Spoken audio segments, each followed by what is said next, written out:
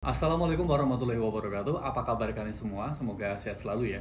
Hari ini kita akan membahas sebenarnya apa sih syarat naik pesawat yang terbaru, entah di dalam negeri ataupun dari luar negeri. Mungkin teman-teman TKI yang pengen cuti, semoga informasinya bermanfaat ya. Tapi perlu diingat bahwa apa yang saya sampaikan, teman-teman YouTuber yang lain sampaikan, itu hanya sesuai aturan tertulisnya. Kita nggak tahu nanti kalau kenyataan di lapangan seperti apa, sifatnya fleksibel ya. Mungkin ketemu petugas yang benar-benar lurus, mereka akan menanyakan semua syarat yang sesuai tertulis. Tapi kalau ketemu petugas yang sifatnya fleksibel, udah santai aja, yang penting tiket aman, visa aman, paspor aman, udah gitu. Jadi ada beberapa maskapai yang sifatnya fleksibel, ada beberapa maskapai yang mengharuskan. Saya dulu waktu cuti juga sama. Saya siapkan semua persyaratan yang sesuai aturan tertulisnya, e-hack, IMEI, Peduli Lindungi, semuanya saya siapkan. Tapi ternyata ketika check-in di Bandara Jeddah, nggak ditanyakan. Ketika nyampe di bandara di Indonesia juga nggak ditanyakan. Jadi nggak semuanya ditanyakan. Oke, jadi kita langsung aja bahas apa sebenarnya syarat untuk naik pesawat di dalam negeri ataupun dari luar negeri untuk teman-teman yang ingin cuti ke Indonesia. Untuk informasi yang pertama, calon penumpang pesawat sudah tidak lagi diwajibkan untuk menunjukkan hasil negatif tes PCR ataupun antigen. Tetapi sebagai penggantinya, calon penumpang diwajibkan menunjukkan bukti sertifikat vaksin sudah 3 kali atau sudah mendapatkan vaksin booster. Oke, ini untuk di dalam Indonesia, penerbangan domestik lah. Kemudian syarat yang kedua, kalian diwajibkan untuk mengunduh aplikasi Peduli Lindungi dan mendaftarkan di dalam aplikasi tersebut. Oke, ini untuk perjalanan yang di dalam negeri. Pelaku perjalanan dengan rentan usia 18 tahun ke atas sudah harus mendapatkan vaksin ketiga atau booster. Jadi untuk teman-teman yang sudah 18 tahun ke atas ya berarti harus 3 kali vaksin. Kalau belum ya berarti harus pakai tes PCR. Oke. Pelaku perjalanan yang berstatus warga negara asing atau pelaku perjalanan dari luar negeri. Lah ini teman-teman TKI yang ingin cuti ke Indonesia penting banget nih.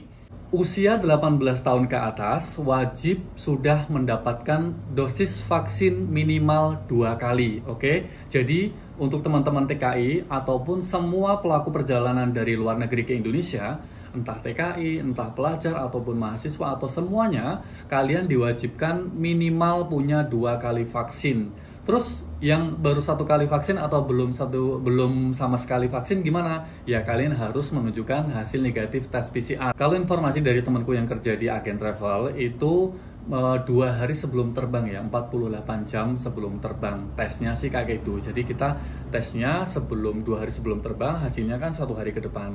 Nah itu nanti kita pakai itu, oke? Pelaku perjalanan usia 6-17 tahun itu harus sudah mendapatkan vaksinasi dosis kedua. Itu untuk yang domestik ya, artinya di dalam Indonesia sendiri.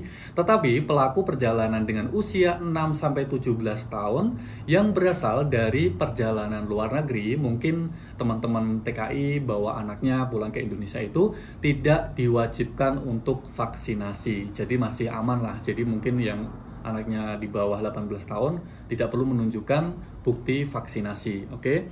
Pelaku perjalanan dengan usia di bawah 6 tahun tidak diwajibkan vaksin, namun tetap harus melakukan perjalanan dengan pendamping orang dewasa. Oke. Tapi aneh juga sih kalimat ini, nggak mungkin juga kan di bawah 6 tahun melakukan perjalanan sendiri kan, benar kan?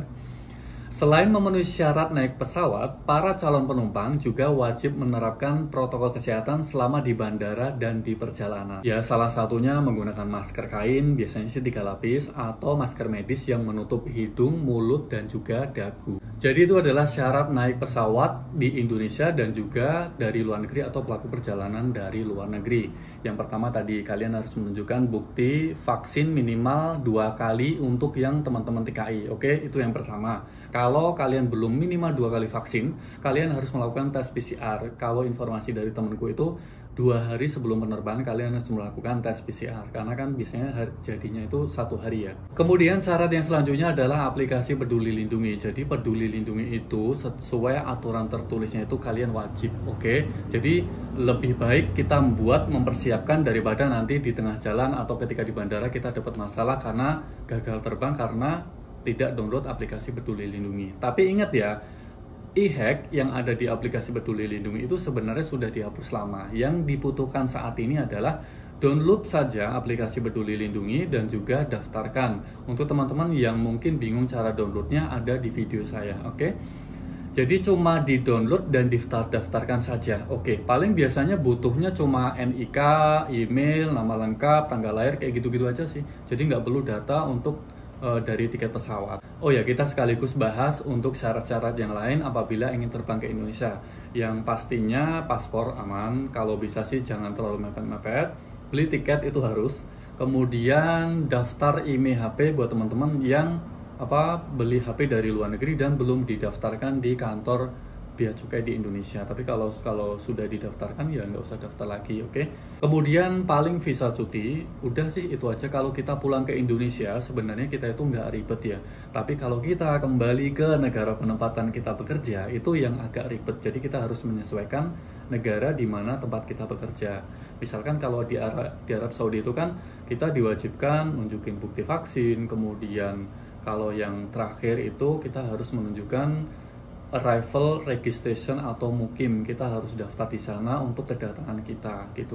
Walaupun sebenarnya ada banyak teman yang cuma ditanya mungkin bukti vaksin aja, igomah, paspor itu aja. Jadi tidak ditanya mukim, tapi alangkah lebih baiknya kita buat. Jadi kita persiapkan aja. Kalaupun ada masalah di jalan, mungkin ketemu petugas yang agak ribet, kita udah punya nih, udah siap, oke? Jadi untuk teman-teman yang mungkin, wah informasi di YouTube itu banyak bohongnya, terlalu nakut-nakutin. Karena ketika kita di lapangan, itu di bandara, itu nggak seperti yang diberitakan sama mungkin YouTuber-YouTuber yang terlalu menakutkan, harus ini, harus itu, dipersiapkan banyak dokumen itu.